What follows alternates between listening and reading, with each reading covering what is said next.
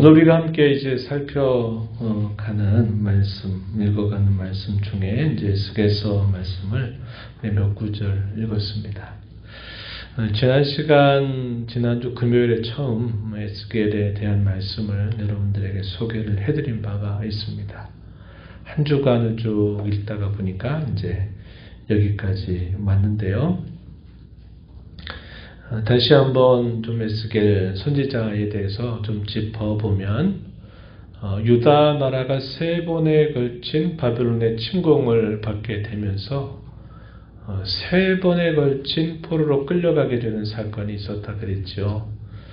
첫 번째 침공 사건이 주전, 예수님 오시기 전 605년에 한번 있게 됩니다. 그때 우리가 잘 아는 다니엘이라고 하는 사람이 이방 땅의 포로로 끌려가게 됩니다. 어린 나이에 포로로 끌려가게 되는 사건이 있어서 이방 땅에서 그가 오랜 시간 동안 여러 왕조가 바뀌는 중에도 예언자로서의 귀한 삶을 살고 또 하나님의 나라를 예언하는 그런 역할을 감당하죠. 두 번째 침공이 언제냐면 그로부터 몇 년이 지나서 597년 주전, 예수님 오시기 전 597년이 2차 침공이 있게 되면서도 포로로 끌려가요. 그때 포로로 끌려간 인물이 누구냐면 에스겔이 있었습니다. 이 에스겔은 제사장 출신이었고 제사장 출신의 사람이었지만 하나님께서 끌려간 지 5년 정도가 되던 해, 5년 정도가 지나가고 나서 그발강가, 이 바벨론의 그발강가 있던 중에 선지자로 부름을 받아가지고 포로민들, 함께 바벨론의 포로로 끌려간 포로민들에게 하나님의 말씀을 예언하는 사역을 감당하게 됩니다. 그리고 마지막 세 번째 침공의 결국은 유다 나라가 패망을 하면서 유다의 대부분의 백성들이 바벨론으로 끌려가게 되는 일이 있게 돼요. 이게 주전 587년에부터 586년입니다. 그래서 에스겔이 포로로 끌려가고 난 지 10년 만에 결국 유다 나라는 패망하게 되고, 오늘 우리가 있는 이 말씀의 내용은 언제쯤 선지자 에스겔에게 주어졌느냐. 그가 10년 중에 5년이 지나고 난 다음에 선지자로 부름받아가지고 선지자로 말씀을 받아서 5년 정도가 지나가게 되면 유다 나라가 패망하게 되는 사건이 일어나게 되죠. 그러니까 패망 전에. 그러니까 선지자로 부름받아서 한 2, 3년 정도 됐을 것이다. 이렇게 추정해 볼 수 있겠어요. 예루살렘의 멸망이 임박해 온 상태에 있을 때 하나님이 에스겔에게 예언의 말씀을 주시는 겁니다. 근데 지금 에스겔은 이스라엘 땅에 없죠? 어디 있어요? 바벨론 그발강가 부근에서 그는 있으면서 포로민들, 같은 포로로 끌려온 동족들에게 이 예언의 말씀을 전하고 있다는 겁니다. 그래서 예루살렘의 임박한 운명에 대해서 예언해 주는 말씀이 오늘 우리가 읽은 이 말씀 속에 소개가 되고 있는 거예요. 포로민들은 궁금해 했을 겁니다. 유다는 어떻게 됐을까? 우리는 먼저 이렇게 포로로 끌려와서 이방 땅에 살고 있는데 저 남겨져 있는 이스라엘 땅 가까이는 예루살렘에 살고 있는 그 유다 백성들에게 지금 무슨 일이 일어날까? 대단히 궁금해하는 그런 때에 하나님의 에스겔을 통해서 그들의 운명에 대하여 들려주시는 말씀이 오늘 말씀의 내용이다. 이렇게 볼 수 있는데, 안타까운 것은 뭐냐면 이미 포로로 끌려와서 함께 포로민들로 살고 있는 사람들의 마음가짐도 상황적으로 대단히 어렵고 힘겨운 때지만 그들의 마음은 겸비하지 않았다는 거예요. 우리가 지난번에 살펴봤던 것 같아요. 그러면 아직 패망당하지 않고 아직 살아있는 예루살렘에 생존해 있는 유다 백성들의 모습은 어떠했을까요? 안타깝게도 똑같았다 이 말이에요. 포로로 끌려와 있는 백성들의 마음도 여전히 겸손하지 못하고 또 아직 유다에 남아있는 예루살렘에 남아있는 그 백성들의 심령의 상태 또한 하나님 앞에 겸비하지 않아요. 지금 어떤 상황입니까? 큰 위기가 이미 포로민들에겐 닥쳤던 거죠. 닥친 상황이에요. 큰 위기가 그들에게 닥쳤어요. 자신들이 살던 고향 땅에서 강제적으로 끌려서 이방 땅에 살고 있는 형편이에요. 또 유다 나라 예루살렘에 남아있는 유다 백성들의 모습은 거기도 위기입니다. 왜? 유다가 바벨론을 향해서 대적할 만한 힘도 없고 그러니 언제 멸망할지 모르는 풍전등화와 같은 그런 위기 상황을 겪고 있는데 안타깝게도 이미 그 위기를 겪고 있었던 포로민들도 또 유다에 남아있는 그 백성들에게 있어서도 그들의 마음이 겸손하지를 않았다 하는 겁니다. 위기 상황이 되면 가장 이상적인 건 뭘까요? 겸손해지는 거죠. 그게 가장 이상적인 거예요. 근데 현실적으로는 이 이상과 쌍극을 이루고 있는 거예요. 그들의 마음이 깊은 절망 속에 있고 그들의 마음이 교만하고 그들의 마음이 완악해져 있는 그 모습을 여전히 그 위기를 지금 맞고 있으면서도 그런 태도를 가지고 있었다 하는 겁니다. 오늘 말씀으로 들어가 보면 그걸 알 수 있어요. 당시에 남겨져 있는 이스라엘 땅에 대한 묘사를 예언으로 하나님이 들려주시는데 그 내용이 22장 23절부터 31절까지 쭉 주어지고 있어요. 그 땅에 지금 어떠한 일이 일어나고 있는가? 결론적인 말씀은요. 24절에서 읽은 말씀으로 요약이 됩니다. 24절 한번 보면 인자야 에스겔을 부르는 명칭이에요. 너는 정결함을 얻지 못한 땅이다. 여기서 말한 너는 어딜까요? 지금 예루살렘에 있는 유다 백성들을 그렇게 표현하고 있는 말입니다. 너는 정결함을 얻지 못한 땅이다. 이렇게 말했어요.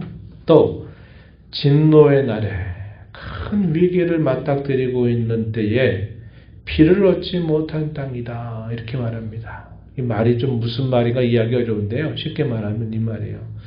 비가 내리면 이 땅을 쭉 씻어내는 역할이 있는 거죠.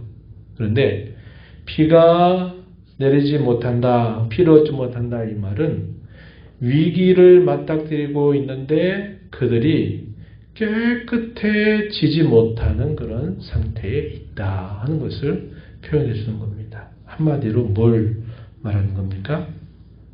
불의하다 이 말이에요.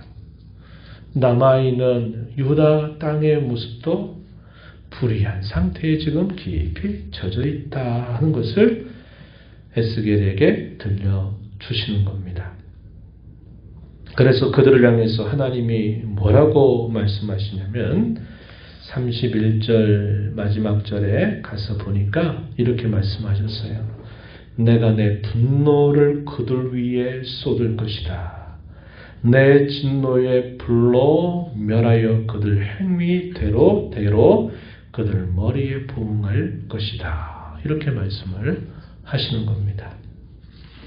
이렇게 부응하시는 이유는 불의함 때문이다 하는 것을 우리가 알게 된다 하는 겁니다. 그래서 행위대로 보응하겠다 이렇게 하나님이 말씀을 하셨어요. 왜 그렇게 되어 버렸는가에 대한 구체적인 이유들이 이제 그 사이에 있는 구절들에서 소개가 되는데요. 25절 말씀에 보면은 선지자들의 반역함, 선지자들이라 그러는데 이 번역본에 따라서 보면요. 왕족들을 말합니다. 지도자들. 통치자 그룹을 말하는 이 표현이에요. 통치자들의 반역. 또 26절에 보면 제사장들의 범죄 사실들. 그 다음에 27절에 보면 고관들. 이 고관들 어떤 사람들입니까? 귀족들입니다. 이 귀족들의 불의한 모습들. 또 28절에 가면 선지자들의 죄가 어떠한가 하는 것을 묘사해 주죠. 여기 통치자들과 제사장들과 또 귀족들과 선지자들 어떤 부류의 사람들입니까? 지도자들이죠. 이스라엘 백성들을 다스리는 지도자들, 정치 지도자, 종교 지도자들의 그룹입니다. 이들의 죄악상에 대해서 쭉 나열을 하고 계셔요. 그러면 그 땅의 백성들, 일반 백성들은 어떠했는가? 29절에 일반 백성들의 그 포악함과 강탈하는 그런 죄에 대한 묘사들이 나타나고 있다는 겁니다. 결국 이 말들을 쭉 종합해 보면 무슨 말입니까? 당시에 왜 아직 남아있는 이 유다 땅의 모습이 그렇게 전면적으로 불의한 상태에 있는가? 그것은 당시의 지도자들 그룹에 속해 있었던 모든 사람들이 다 불의와 범죄에 젖어 있었다는 것이고, 그 결과 일반 백성들 또한 역시 똑같은 그 죄의 모습을 그대로 나타내고 있는 그런 형편이었다는 겁니다. 그래서 하나님은 정결하지 못한 땅, 진노의 날에 비를 얻지 못한 그 땅을 그들의 행위를 따라서 봉하시겠다, 이렇게 말씀하세요. 이런 경고의 말씀이 있고 나서 이제 불과 1, 2년 정도가 지나면서 바벨론의 세 번째 침공이 이루어지게 된 겁니다. 그래서 결국은 유다 나라가 패망을 당하면서 유다 백성들이 다 포로로 끌려가게 되는 고통, 그 수치, 그 부끄러움, 그런 조롱거리를 결국은 듣게 되는 상황이 일어나게 되었다 하는 겁니다. 그래서 뭐라고 표현했냐면 30절 말씀을 잘 보시면은 이렇게 말했어요. 30절 한번 다시 보세요. 이 땅을 위하여 성을 쌓으며 성 무너진 데를 막아서서 나로 하여금 멸하지 못하게 할 사람을 내가 그 가운데서 찾다가 찾지 못하였다, 이렇게 표현했습니다. 이 말씀을 보면 여러분 혹시 어떤 상황이 여러분 머릿속에 떠오르지 않아요? 어떤 상황? 그렇죠. 소돔과 고모라 성을 멸하러 가는 여호와의 천사들 앞에 아브라함이 하나님 앞에 어떻게 합니까? 하나님, 거기에 의인 쉬운 명이 있다면 그 도시를 멸하시겠습니까? 아니다. 내가 그로 인해서 멸하지 않겠다. 그런데 하면서 계속 숫자를 줄이잖아요. 의인 10명이 없어서 결국 그 소돔과 고모라가 유황과 불비로 심판받아서 잿더미로 결국 남게 되는 그런 무서운 심판을 당하게 된 일이 있었어요. 의인을 찾을 수 없는 그 일로 인해서 결국 그 심판이 닥치게 된 것처럼 이미도 위기를 겪고 있어서 그 위기 가운데 있고 또 위기를 맞닥뜨리고 있는 그들에게서 하나님이 여호와 하나님을 찾는 자가 있는지, 의로운 사람을 찾고자 하는데 그러한 사람이 없었다, 이렇게 말해주고 있는 겁니다. 그래서 결국은 이 유다 나라에 이러한 큰 재난 같은 심판이 닥치게 된 것을 우리가 보게 되는 겁니다. 이런 말씀을 읽으면서 저는 지금 우리나라의 지금 이 상황을 저는 다 이게 오버랩이 돼요. 오버랩. 이게 뭔가 이렇게 겹친 화면처럼 떠오른다 이 말이에요. 이 땅에 소수의 그리스도인들이 있었을 때 소수의 그리스도인들은 그 사회 속에서 참 보증수표와 같은 그런 역할을 감당하고 또 그 사회의 어려움을 이끌어가는 지도자 같은 그런 역할들을 감당했던 것이 우리나라 초기의 믿음의 선배들의 모습이었습니다. 그때는 소수의 소수, 그야말로 아주 작은 소수가 그런 큰 역할들을 감당했어요. 그런데 그 이후에 우리나라는 하나님이 물붓듯 은혜를 부어주셔가지고 이 나라는 오히려 6.25 전쟁이 끝나고 나서 그 폐허 같은 땅에서 하나님이 물붓듯 은혜를 이 나라에 부어주셔가지고 이 나라가 다른 여러 나라와 다르게 그 전쟁의 고통과 참상을 딛고 일어서서 놀라운 발전을 이루어가게 되어서 곳곳마다 예배 처소가 세워지고 전국 방방곡곡에 예배 처가 없는 곳이 없을 만큼 이렇게 놀라운 복음의 은총을 받은 나라가 되었다 이 말이죠. 그래서 심지어 언제까지 4명 중에 1명은 신자다라고 부를 만큼 25% 정도가 예수 믿는 사람이다 라고 부를 만큼 참 많은 다수의 그리스도인들이 살았던 그런 역사가 있었다 이 말이죠. 그런데 안타깝게도 다수가 되었을 때 예수 믿는 사람들은 예전에 소수에 속해 있었던 그분들이 감당했던 그런 삶을 감당하지를 못했습니다. 그러다 보니까 사회는 병들어갔고 또 사회는 더 혼란스럽고 어지러운 일이 계속 닥치게 되었다는 것을 알게 되고 벌써 20여 년, 30여 년 전부터 한국교회는 마이너스 성장이라고 다들 말하기 시작했습니다. 수평 이동이다 이 말이에요. 안 믿는 사람이 복음을 받아서 구원받아가지고가 그리스도인 되는 게 아니라 이미 기존 신자라고 말하는 사람들이 큰 교회 중심, 프로그램의 중심, 잘 된다고 말하는 교회 중심으로 수평적으로 이동해 가는 그런 일만 있게 되고 실상은 마이너스 성장으로 계속 줄어들고 가고 있는 추세가 됐다고 말하고 있는 겁니다. 오늘날 우리 한국 사회가 지금 일어나고 있는 여러 이런 혼란, 어지러움, 또 경제적, 사회적인 여러 어려움들, 국민들의 마음이 딱 반으로 갈라지듯 이간질 당해가지고 이념, 이데올로기, 논리 이런 것들에 국민들의 마음이 갈라져 있어요. 반반은 아니지만 이 두 가지로 다 갈라져 가지고 있고 종교계도 갈라져 있어요. 종교계도. 기독교도 갈라져 있다 이 말이에요. 진리의 말씀을 가지고 이것이 어떠한가를 판단하고 길을 제시할 교회가 그 논리 안에 이미 딱 들어가 가지고 딴 생각을 안 해요. 하나님의 거룩한 말씀이 우리의 생각과 말과 삶의 유일한 법칙이라고 말은 하지만 그 이념 논리에 빠져가지고 교회가 엉뚱한 소리를 해댄단 말이에요. 성도들과 성도들 사이로 이간질이 그것 때문에 생겨요.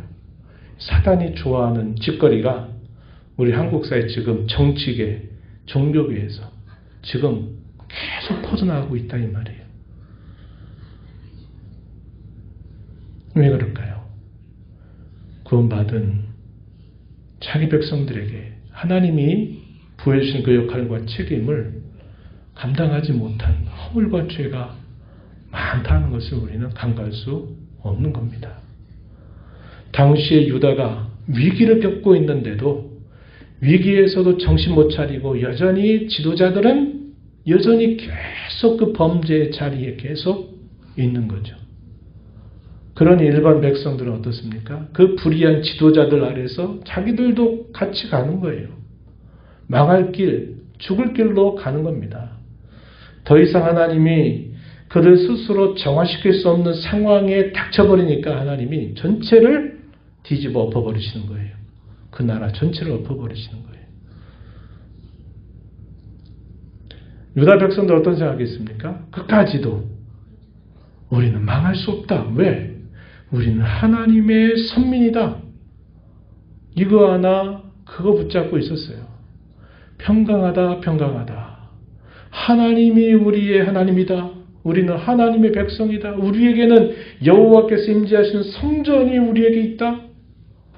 그거 하나 가지고 그런 일이 안 생길 줄 알았어요. 근데 어떻게 됐습니까? 하나님이 완전히 뒤집어 엎었어요. 왜? 그렇지 않고는 그들이 회복될 수 없는 정도로 불의한 나라, 불의한 땅, 불의한 백성들이 되어버렸기 때문에 하나님이 그렇게 하신 거예요. 그래서 저는 지금 우리 이 한국 사회에 일어나고 있는 이런 일들은 우리에게 있어 중요한 책임이 있다. 우리 믿는 성도들이 다수가 되었지만 우리가 그런 일들을 감당하지 못한 거예요. 이 다수의 그리스도인 중에는 정치인도 있죠. 경제인도 있죠. 또 교회 지도자격이 되는 사람도 있죠. 교육가도 있죠. 다 있어요. 그런데 이 다수의 그리스도인들이 각각에 들어가 있는 그 자리에서 신앙인다운 그런 일을 하지 않는 거예요. 신앙은 신앙일 뿐 자기가 살고 있는 그곳에서 자기는 그 논리에 빠져서 그대로 살아가는 거예요. 정직하지 못하잖아요. 거짓말하잖아요. 예수 믿는다고 말하는 사람들이 거짓말하잖아요. 예수 믿는 정치인들이 거짓말하잖아요.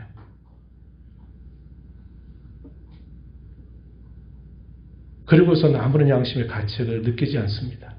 교회 다니면 어떻게 할까요? 그러니까 이런 상황들을 보면요.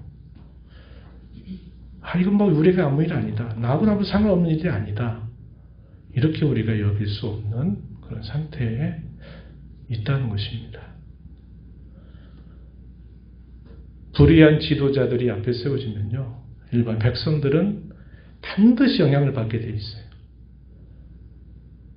그러면서 같이 망할 길로 가는 겁니다. 이러한 모습이 지금 유다가 이미 위기를 겪고 더 큰 위기를 맞닥뜨리고 있는데 당시의 지도자들과 백성들이 여전히 깨닫지 못하고 돌이키지 못하는 그런 모습을 보면서 우리 대한민국은 하나님이 언제나 지켜주셨으니까 앞으로 지켜주실 거야. 별다른 일 없을 거야. 뭐 전쟁이 일어나겠어? 그런 일 없어. 이렇게 우리가 이렇게 여길 수만은 없어요. 없다 이 말이에요. 그러니까 우리가 유다 백성들이 그런 생각한 거죠. 헛된 확신, 헛된 위로, 헛된 위안에 젖어 있었어요. 아무리 이방 백성들이 강할지라도 하나님이 우리 하나님이시기 때문에 우리는 지켜주실 거다라고 했지만 하나님이 지켜주신 게 아니라 하나님이 이방을 들어가지고 자기 백성들을 완전히 갈아엎으시는 일을 하셨다는 거죠. 우리나라도 그런 일 절대 없다. 뭐로 확신하겠습니까? 그럴 수 없어요. 그래서 우리가 이 나라와 민족을 위해서 기도하고 우리 자신을 되돌아보는 그런 상황을 우리가 잘 읽을 수 있어야 된다는 겁니다. 주께서 우리를 구원하셔서 우리에게 맡겨진 책임과 역할이 각자에게 다 있습니다. 특별히 앞서서 많은 사람들이 이끄는 지도자들의 역할은 더더욱 중요하다는 것을 우리는 기억해야 되겠고 우리의 불의함이 주 앞에서 드러나게 될 때 그 불의함을 처리할 수 있는 방법은 두 가지가 있습니다. 하나는 뭐냐면 참되고 진실한 회개입니다. 유다 백성들이 바벨론의 1차 침공을 받아서 정신 차렸더라면 2차 침공이 또 있었다라고 말할 수 없을 거예요. 1차 침공 받았지만 그들은 아무것도 달라진 게 없었어요. 두 번째 침공을 받았어도 달라진 게 없어요. 그게 뭐였다는 겁니까? 자신들의 죄에 대하여 참된 회개를 하나님 앞에 하지 않았다는 거예요. 하나님은 그때에도 선지자들을 불러서 보내가지고 어떻게 하십니까? 이제라도 돌아와라. 너희는 여호와를 만날 만한 때에 찾으라. 가까이 계실 때에 그를 부르라. 죄인은 그의 길을, 그의 생각을 버리고 여호와께로 돌아와라. 그가 널리 용서하시리라. 이렇게 말씀을 하시건만 백성들은 돌아오지 않는 거예요. 그럼 또 하나의 처리 방법이 있어요. 불의함을 처리 방법. 또 하나 방법이 뭐냐면, 두 번째 방법은 불의한 것을 그대로 불의한 대로 벌하시는 겁니다. 이게 심판이에요. 심판. 불의한 죄가 드러났을 때 그 죄를 해결하는 두 가지 방법. 하나는 참되고 진실한 회개를 통해서 그분의 용서를 받는 것이 하나. 두 번째는 뭡니까? 불의한 걸 행한 대로 그대로 값을 받는 거예요. 그럼 어떤 게 우리에게 지혜로운 방법이 되겠습니까? 네? 어떤 거예요? 참된 회개를 통해서 그분의 용서의 은혜를 입는 것이죠. 그럼 참된 회개는 뭡니까? 가던 길로부터 돌아서는 겁니다. 돌아서는 거예요. 돌아서지 않고 자기 길, 자기 생각 그대로 가지고 가면서 여호와께 돌아가지 못한다 그랬어요. 우리가 몇 주 전에 그 말씀 나눴습니다. 한 달 정도 전에 이사야서 55장인가요? 그 말씀 나눴어요.